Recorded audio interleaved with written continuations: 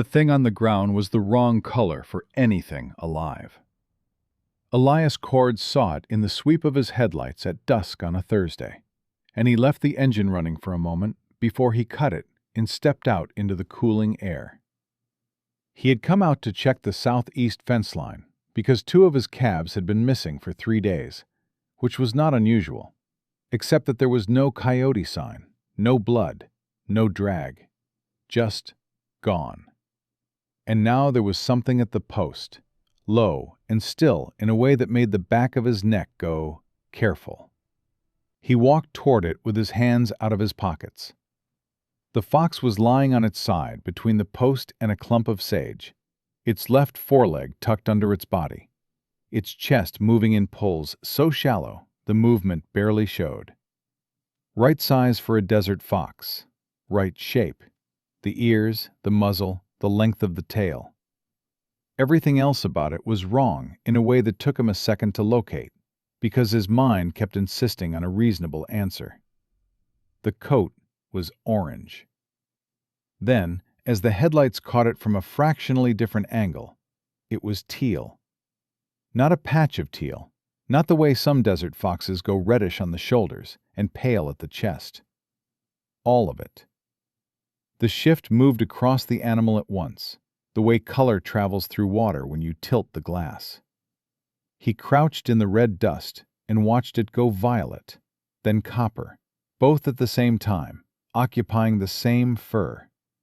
And Elias Cord, who had spent 58 years on this earth, and 30 of them working this particular stretch of Arizona red rock, and had never believed in the single thing he could not weigh or measure, crouched there in the dirt and looked at this animal and could not make himself stand back up.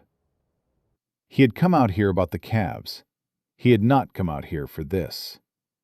That morning, he had sat at the kitchen table with a cattle ledger full of numbers that added to slow ruin. 31 head short of where he needed to be, and a letter from Walt Greer folded under his coffee mug. The 3rd offer in 8 months on his southeast pasture. This one was higher than the last, and worded with a precision that suggested Walt had started paying a lawyer to help him be persuasive. There was a line about acting before the season turns that Elias had read twice, and then stopped reading. He had spent the rest of the day doing what his hands knew how to do: patching a water line, tallying the herd, driving the southeast edge to stand at the dry creek bed and look at the channel that hadn't run in 18 months. He had noted, again, that the fence wire at the canyon post was loose. He had thought, weather. He had thought, fix it tomorrow. Now he was looking at the loose wire up close. The bottom 2 strands had been cut and coiled just enough to look right from a distance. He ran his thumb along one end. The cut was clean. Tool work, not rust and pull. The fox's eyes were open, amber and very clear, and watching him with a quality that had no good name. Not pain, not fear. Something more like a question delivered in a register he had never been tuned to hear.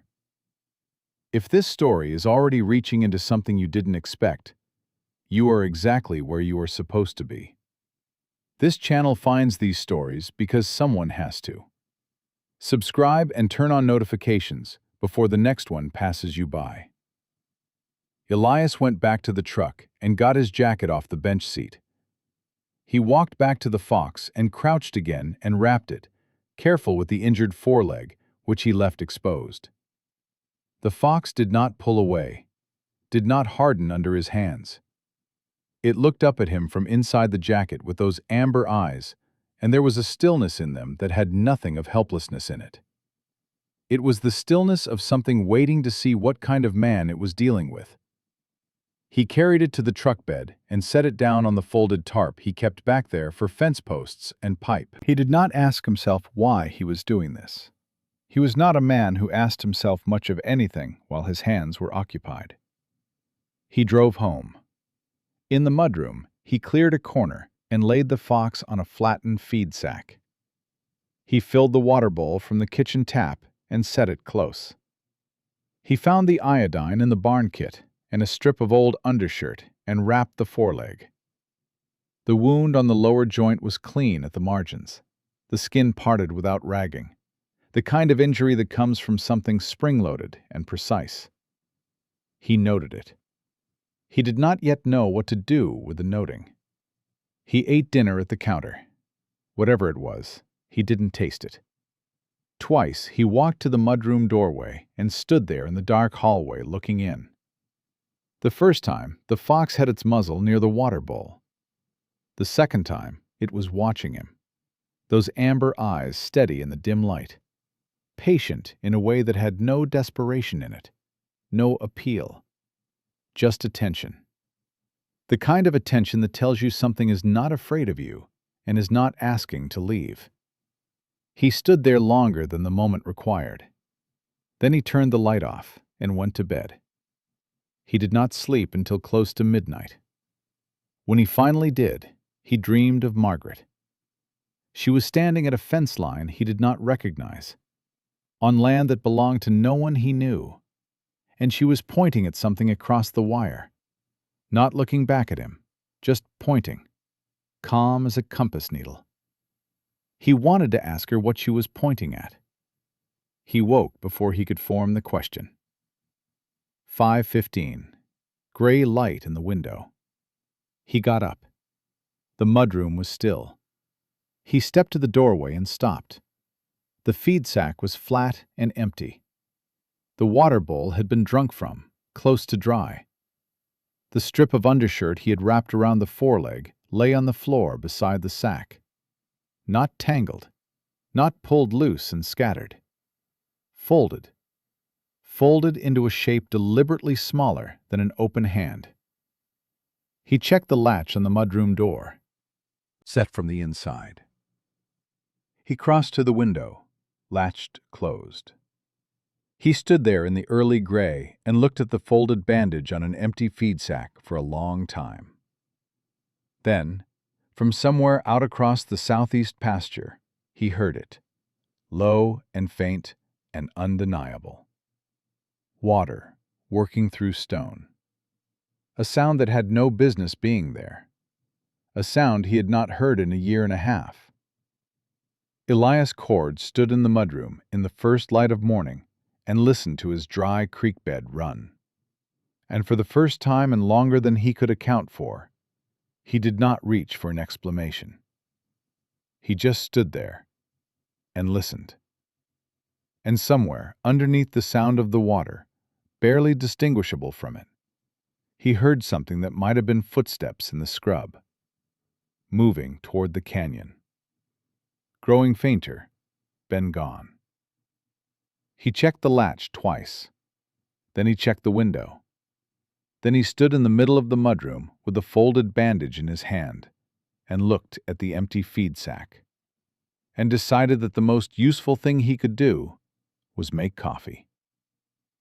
He made coffee. He drank it at the counter the way he always did, standing, looking out the window at the southeast pasture in the early light. The creek sound had stopped some time before dawn. The pasture looked exactly as it always did, dry, flat, the canyon rim in the distance a dark, irregular line against the lightening sky. There was no fox on the porch. There was no fox in the yard. There was no reasonable explanation for a latched door, a latched window, and an empty room. So Elias Cord put the folded bandage on the counter and went out to start his day. He went to the southeast fence first. He told himself it was because the wire needed replacing, which was true. He brought the right tools. He did not bring them because he was hoping for anything. He worked for 3 hours in the growing heat, pulling the old wire, running new line, tamping the post that had worked loose in the dry ground. The cut he had found the night before, he re-examined now in daylight. The ends were filed smooth.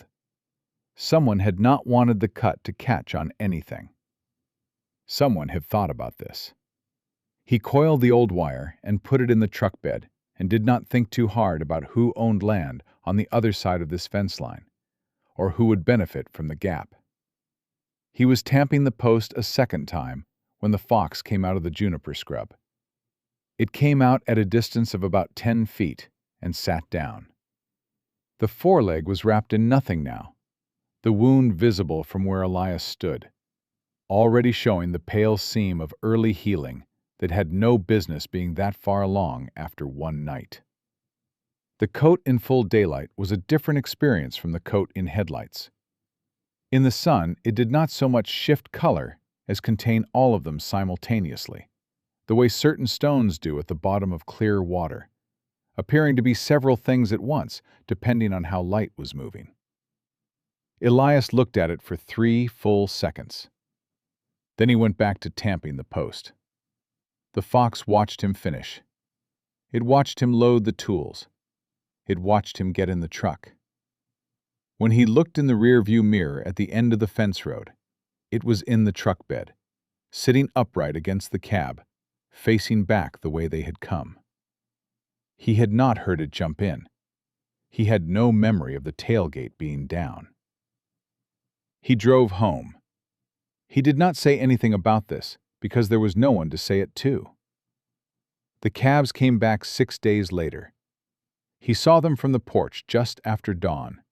The younger one first, stepping out of the scrub at the canyon side of the southeast pasture. Then the older one behind it, both of them walking with the unhurried deliberateness of cattle that have somewhere specific to be. They went directly to the water trough without looking left or right, without the agitation of animals that had been lost or stressed. They drank. They stood. The older one flicked an ear. Elias was sitting in the porch chair with his coffee mug on his knee, and the fox beside him, its shoulder almost touching his boot. He watched the calves drink, and he did not move for a long time. His face, if you had been there to see it, would not have told you he was happy or relieved. It would have told you he was keeping count.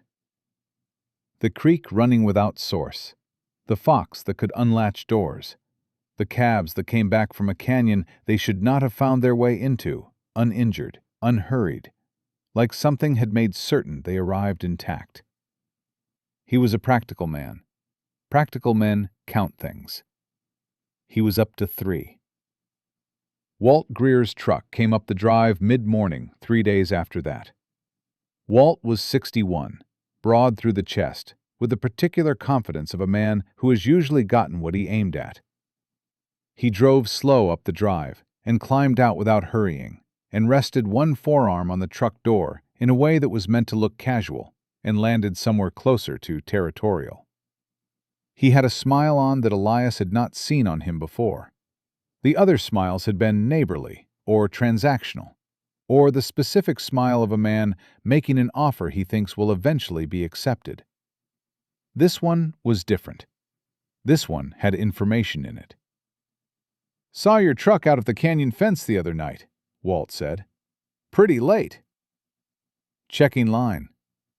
"Find anything?" Elias looked at him. "Loose wire." Walt nodded slowly, as if this confirmed something he had already measured. His eyes went to the porch, moved across it, came back. The fox was not on the porch. At some point in the last 5 minutes, it had moved without Elias noticing, and it was not visible anywhere in the yard. "Well," Walt reached into the cab and came out with an envelope. He set it on the porch rail rather than handing it over, which was a different gesture from the ones before. "New offer inside. Numbers are better. I'd take a look before the month's out." He got back in the truck. Then he paused with the door open. "You ought to know there's talk about some kind of federal grazing contract coming through for this part of the county. Land adjacent to canyon access is going to be worth something. Might want to move while moving is still your idea." He pulled out of the drive slowly and did not look back. Elias stood on the porch and looked at the envelope on the rail for a moment. Then he picked it up, went inside, and put it under the coffee mug with the others. He sat at the table. 3 envelopes under a mug. A creek bed running water it had no legal right to produce. 2 calves back from a canyon that the fence between his land and the Apache territory was apparently no barrier to. He was starting to understand the shape of something without yet knowing what to call it. The next morning at 7:20, a young man appeared at the gate on foot.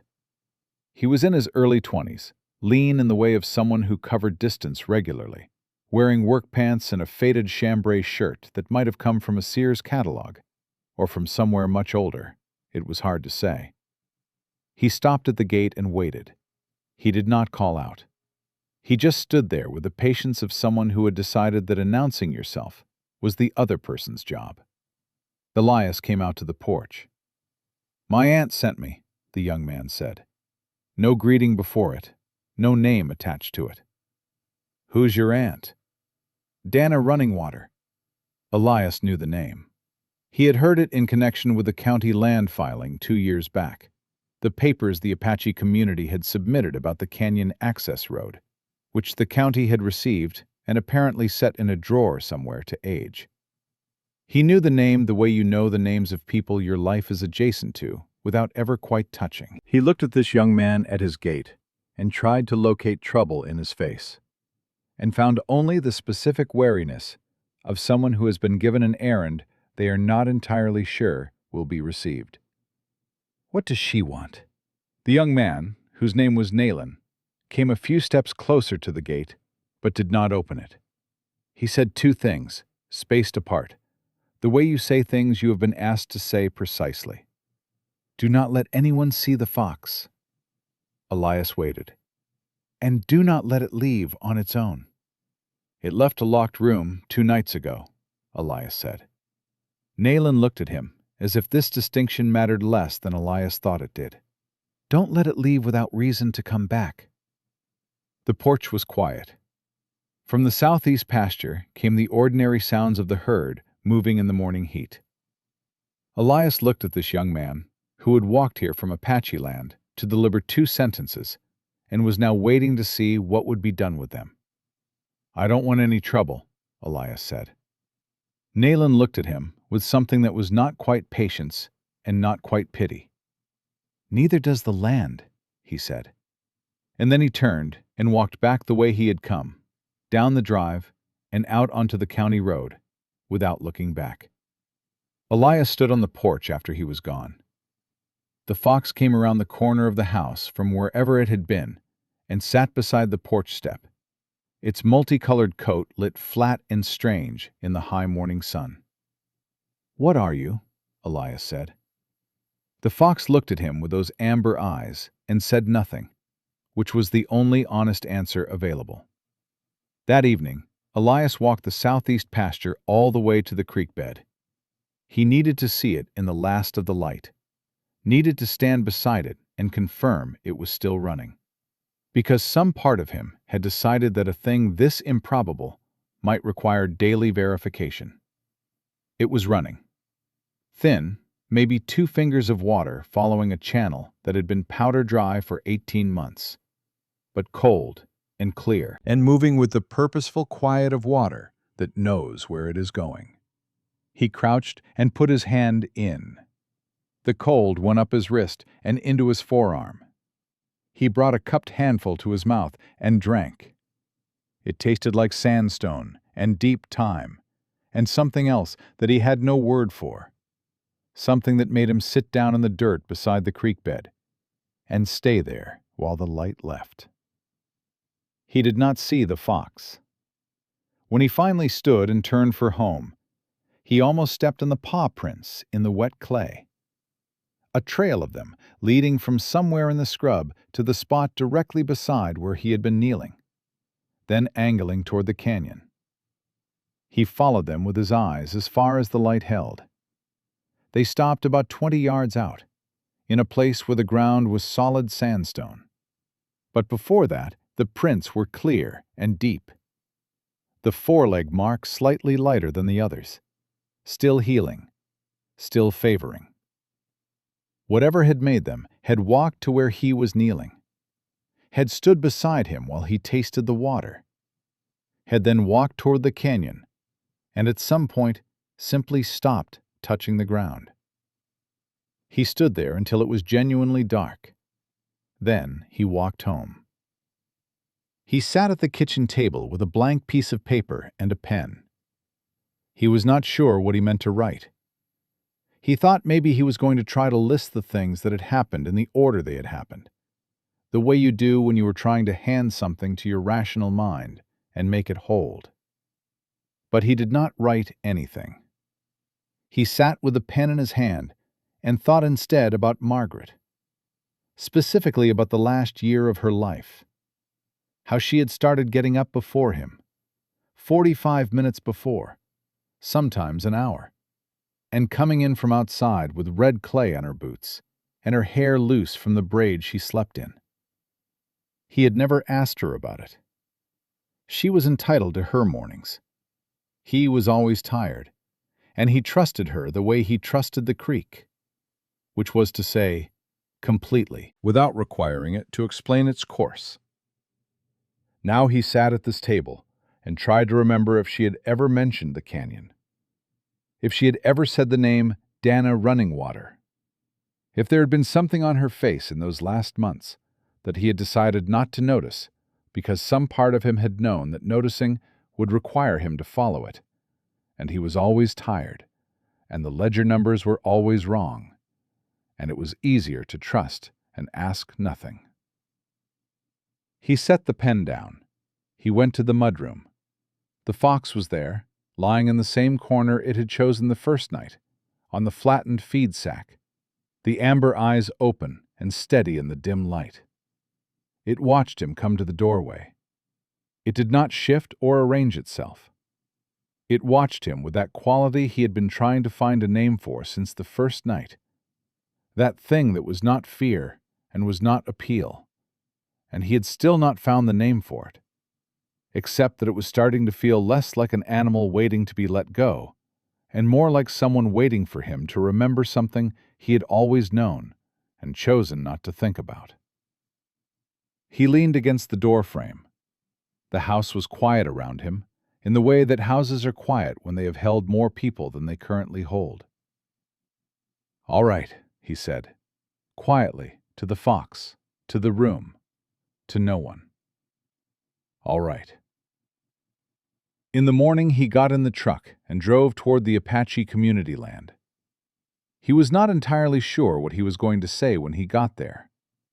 He was not sure if it was the fox driving him, or the water in the dead creek bed, or the blank piece of paper, or the question he had waited 3 years too long to ask about where his wife went every morning for a year. He drove. The red mesa country opened around him in the early light.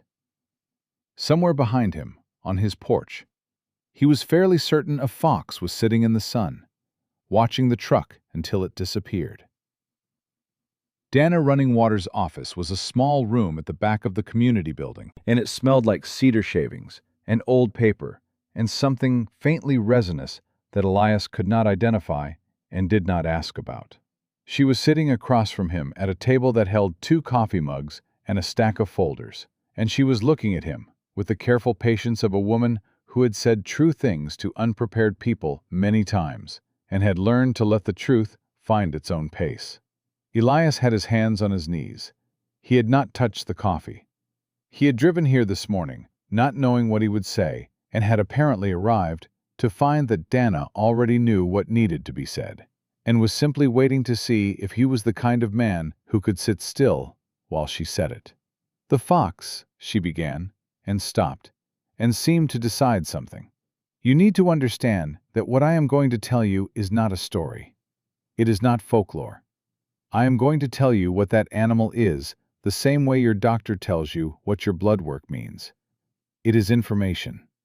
What you do with it is your business." Elias said nothing, which she apparently took as permission to continue. "The di-yin," she explained, "was not a spirit in the way he would likely picture a spirit. It was not a ghost, not a vision, not a symbol.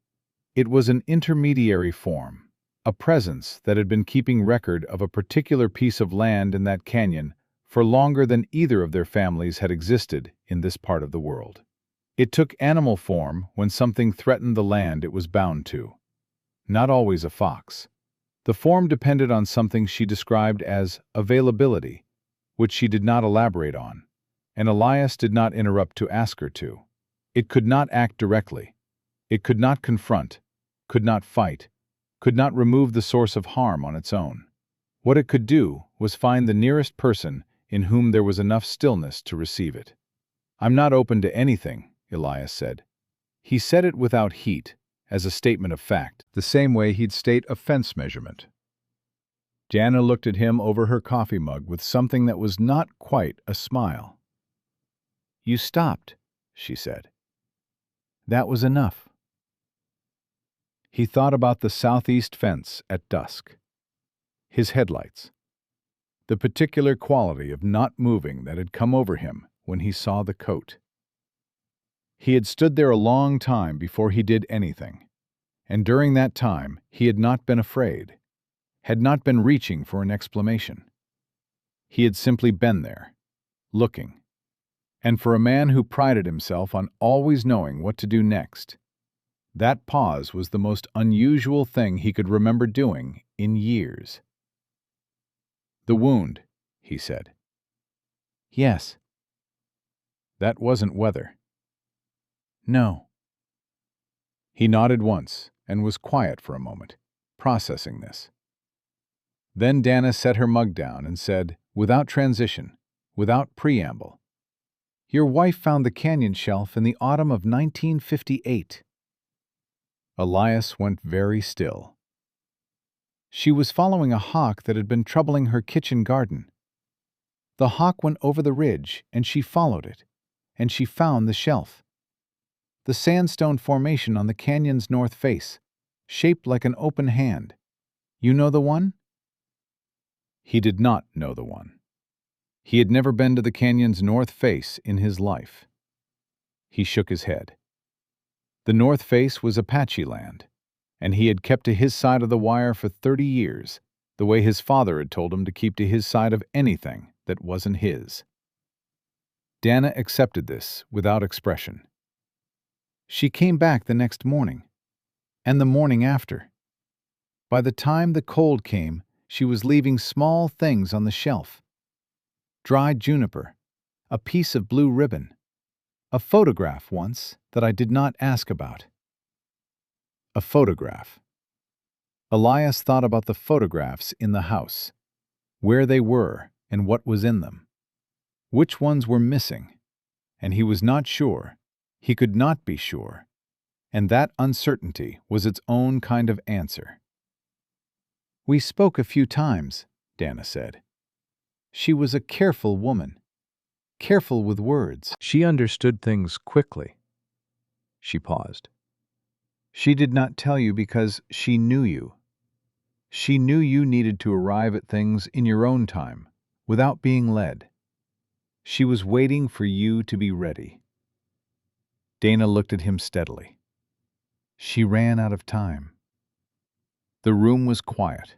Outside, somewhere in the building, a door opened and closed. Elias looked at his hands on his knees and thought about Margaret rising before him in the last year of her life and coming home with red clay on her boots, and how he had never asked, because he was tired, and because he trusted her, and because some part of him that he was only now beginning to identify had known, without knowing, that the asking would have required him to follow her somewhere he was not ready to go. She had been trying to open a door for him for a year. She had run out of time. And for 3 years after she was gone, the door had stayed where she left it. And then, 3 years after she was gone, a fox with a coat of impossible colors had collapsed on his fence line and done what Margaret never pushed him to do. It had given him no choice but to stop. He sat with this for a long time. The narrator has the decency not to rush him. So does Dana. Then the door from the back room opened, and Nayland came in. He was carrying something. He set it on the table without ceremony. A photograph, black and white, taken at the canyon ridge. It showed a steel trap, the spring-loaded kind, set into a gap between 2 stones on the east face. On the back of the photograph, in Nayland's handwriting, July 14th, 1962. Greer's Man. 2 traps. Canyon east side. Elias looked at the photograph for a long time. He looked at the trap dimensions, the spring mechanism, the curved jaw. He thought about the wound on the fox's foreleg, the clean margins, the shape of it, the way he had noted on the first night that it looked like something spring-loaded and precise. He was quiet for a moment that had its own particular weight. Then he asked one question. How long has he known about the water? Nayland said, Long enough to cut your fence. And there it was, the complete picture, assembled at last. Walt Greer had known about the subsurface water source feeding the creek for at least a year, probably longer. He had known that Elias's southeast pasture, if properly watered, was worth 3 times the price of dry grazing land. He had spent the first months cutting fence wire and running calves to soften the numbers before making his first offer. He had set traps on Apache land to remove the thing protecting the canyon. He had cut Elias's fence to run the calves out and reduce the herd count, to make the ledger numbers worse, to make Elias desperate enough to fold. Every offer in every envelope under that coffee mug had been built on a foundation of deliberate damage that Walt had done in the dark, and Elias had blamed on weather and bad luck and the ordinary diminishments of a hard life. The anger that moved through Elias in that moment was not hot. It was cold, and it was very clear, and it settled into him like water finding a channel. "What do you need from me?" he asked. He was talking to Dana. She was already opening the top folder. He drove back to the ranch that afternoon with a clearer sense of the situation than he had possessed in 2 years. Dana had 11 years of land documentation in that folder. Cultural use records dating to 1951, affidavits from elders, and a federal cultural protection filing from 1954 that covered a documented cultural use zone that included, on its eastern boundary, the southeast pasture on Elias's property. Walt's grazing contract application had been built on land it legally could not touch. Dana had known this for 2 years. She had been waiting to use it at the right moment with the right witness. Elias had become the right witness the moment he picked up a fox in a jacket that smelled like tobacco and motor oil. Walt Greer filed his federal grazing inspection request the following week. Elias received the inspection notice on a Monday, 3 days out. He read it at the kitchen table. The fox was on the porch.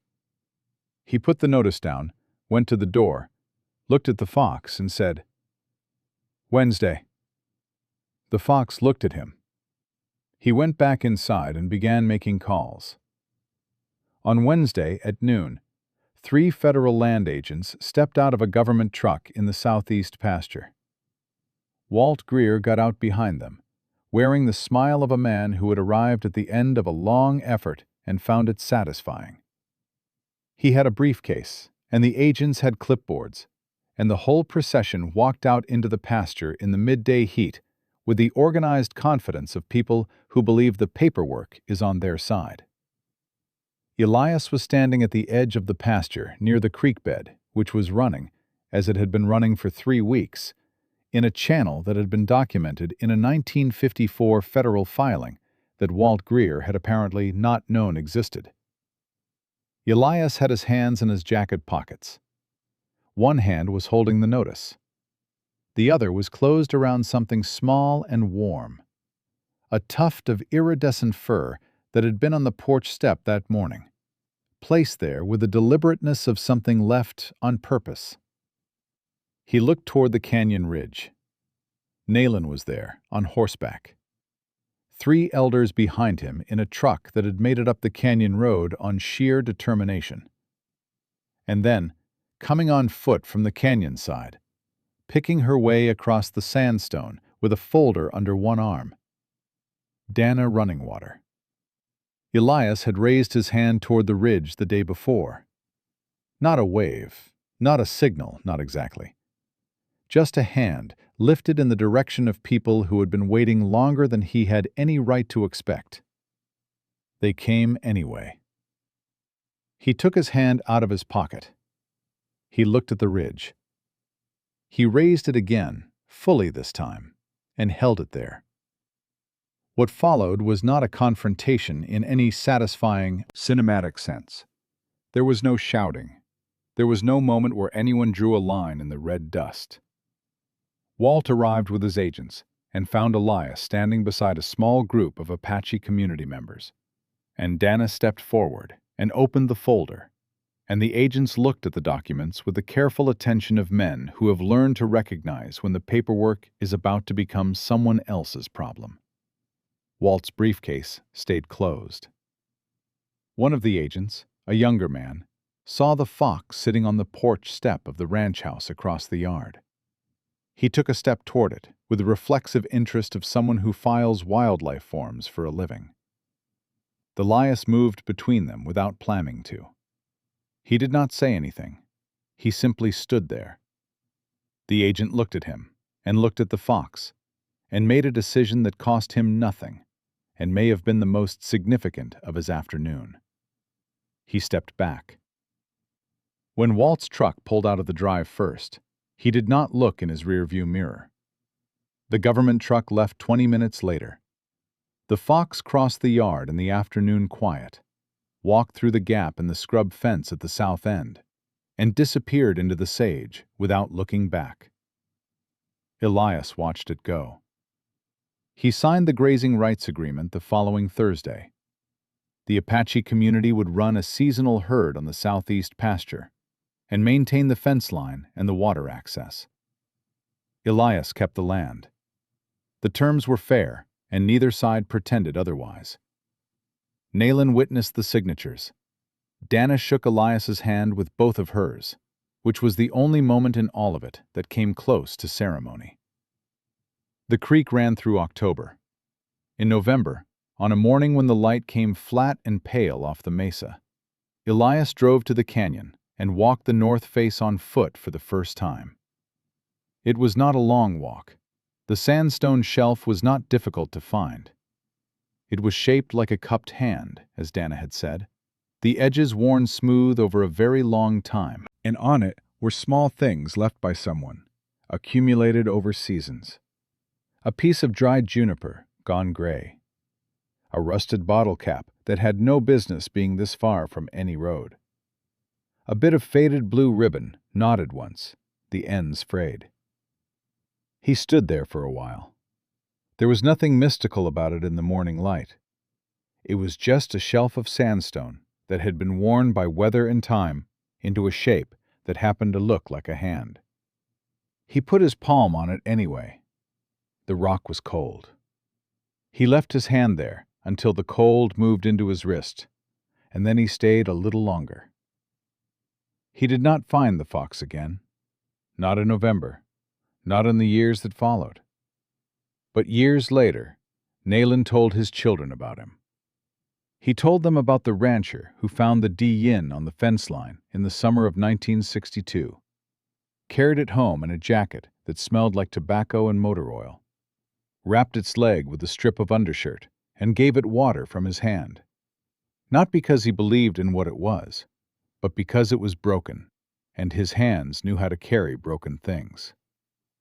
And he told them what his aunt had told him, in the quiet of the community building over 2 mugs of coffee, watching a man from the outside world sit still long enough to hear something true. The guardian doesn't choose the worthy, she had said.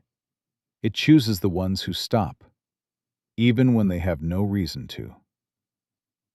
Elias Cord, November 1962, at the canyon shelf on the north face, one hand on sandstone worn smooth by 10,000 years of weather.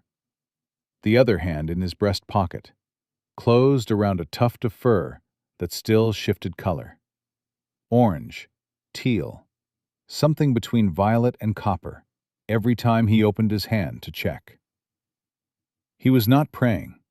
He did not know how to pray. But he was there, completely, finally, there.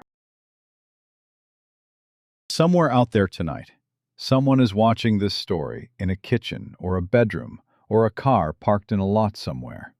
And if that's you, I want to know. Leave a comment with your city or your country. These stories find their way to the strangest, most beautiful corners of the earth. And every time someone says Lagos or Manchester or a small town in the Philippines at 2 in the morning, it reminds me exactly why we make them. If this one sat with you, hit like, subscribe, and ring the bell so the next story finds you. We'll be here.